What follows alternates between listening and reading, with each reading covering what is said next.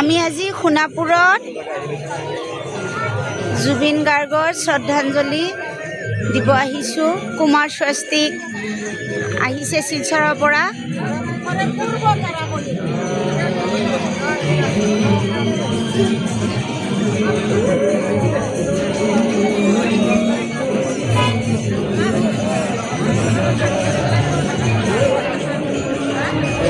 কুমাৰ স্বস্তিক আমাৰ জুবিনদাৰ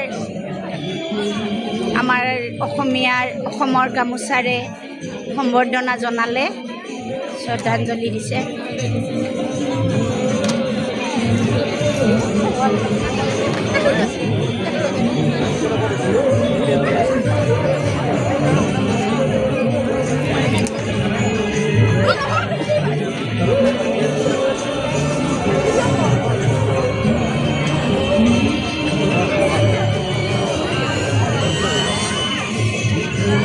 এওঁৰ আমাৰ কুমাৰ স্বস্তিক দা।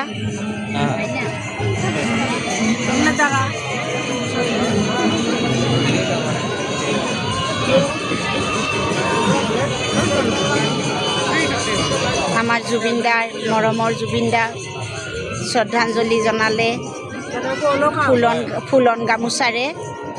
আমাৰ লগত মৰমৰ জুবিন মোৰ ভাইটি হয়। একেলগে গান গাইছিলোঁ 90-92 চনত, মোৰ মনত পৰে। তো আজি মই ইমান দিন মই অহা নাই, চিন্তাৰো বাহিৰত আছিলোঁ গানেৰ প্ৰোগ্ৰামেৰ কাৰণে আৰ বেলেগ কিবা কাৰণে বাহিৰত আছিলোঁ। আহিলোঁ আৰু ঘৰত মই যাম এতিয়া। তো জুবিনক মই শ্ৰদ্ধা জ্ঞাপন কৰিছোঁ। য'ত থাকে ভালেই থাকে, আপোনাৰ পদ্ধতি হোক, এই কামনা মই কৰিছোঁ। মই চিন্তা কৰিছোঁ তেওঁৰ দেউতাকৰ কথা, তেওঁৰ ধৰ্মপত্নীৰ কথা।